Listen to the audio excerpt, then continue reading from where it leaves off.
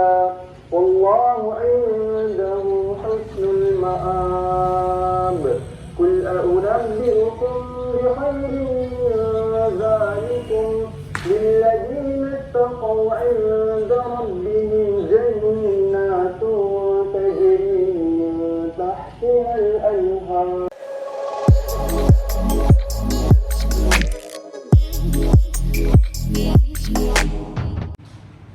Assalamualaikum warahmatullahi wabarakatuh.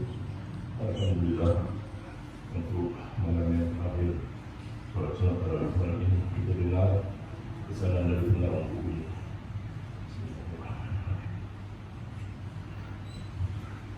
Ya Allah, terimalah segala amalanku. Ramadan telah berada di penghujungnya. Andai kata kita tidak bertemu lagi dengan Ramadan seterusnya, kita mohon kepada Allah Subhanahu wa taala agar menerima segala amalan ibadah kita sepanjang Ramadan tahun ini. Tiada sesiapa yang tahu apakah amal ibadahnya diterima oleh Allah. Beruntunglah orang yang diterima amal ibadahnya. Rasulullah sallallahu alaihi wasallam sendiri berdoa agar amal ibadahnya diterima. Ummu Salamah menceritakan bahawa Rasulullah sallallahu alaihi wasallam berdoa sesudah solat subuh, Ya Allah, aku mohon kepadamu ilmu yang bermanfaat, rezeki yang baik dan amalan yang diterima. Tanda-tanda amal ibadah kita diterima oleh Allah. Pertama, istiqamah, iaitu terus dalam beribadah walau selepas Ramadan. Yang kedua, amal solehnya berkembang dan bertambah. Imam Hasan Al-Basri berkata, salah satu hasil amal soleh adalah ia menghasilkan amal soleh yang lain. Ketiga, tidak kembali kepada maksiat.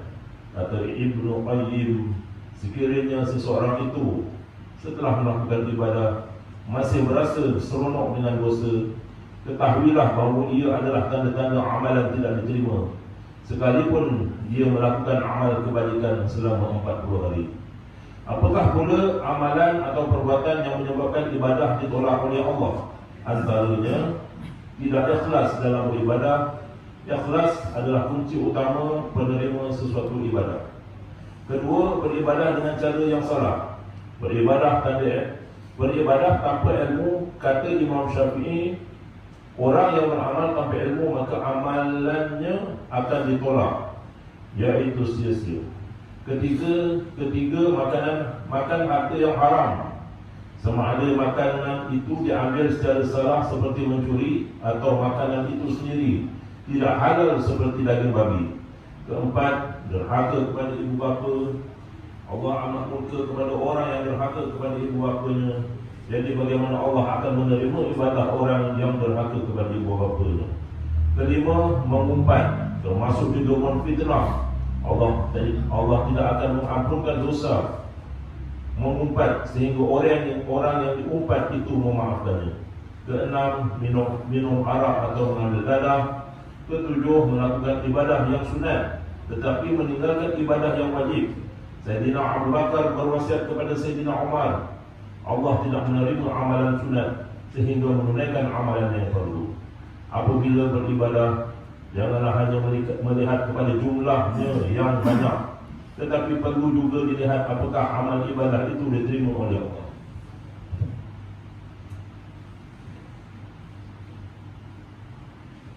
Firman Allah dalam surah Fatir ayat 10 yang maksudnya, kepada Allah lah naiknya segala perkataan yang baik, yang menegaskan iman dan tauhid, untuk dimasukkan ke dalam kira-kira balasan, dan amal yang soleh pula diangkat naik sebagai amal yang makbul, yang memberi kemuliaan kepada orang yang melakukannya.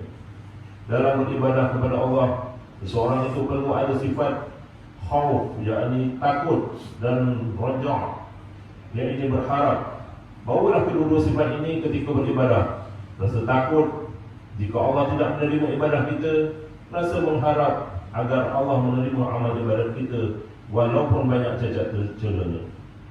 Apakah tindakan kita selepas ini? Berazam untuk meneruskan amal ibadah sama seperti kegigihan beribadah ketika berada dalam bulan Ramadan. Kedua, melazimi solat berjemaah. Tak kira di mana-mana pun kita berada, ketiga berdoa agar Allah menerima segala amal ibadah kita walaupun ada kekurangan di sana sini, sambil kita berusaha memperbaikinya. Moga Ramadan kali ini TikTok dan dapat bertemu lagi dengan Ramadan akan datang. Minal aidil wal faizin. Taqabbalallahu minna wa minkum.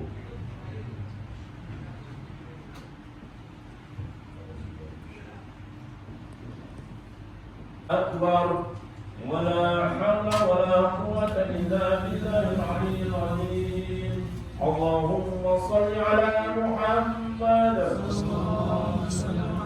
اللهم صل على سيدنا محمد. اللهم صل على سيدنا وحبيبنا وشفيعنا وذكرنا ومولانا محمد. السلام عليكم. الصلاة التراويح من قيام شهر رمضان أثابكم الله.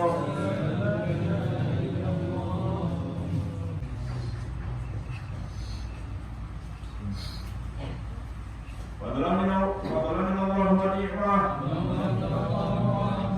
لا إله إلا الله وحده لا شريك له، له الملك وله الحمد يحيي ويميت وهو على كل شيء قدير. اللهم صل على محمد صلى الله وسلم عليه.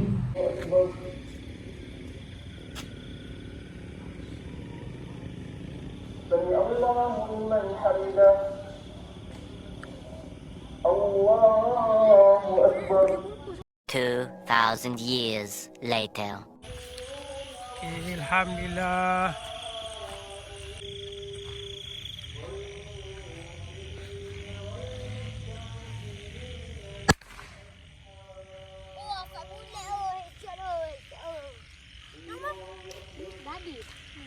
Besok bagi dulu.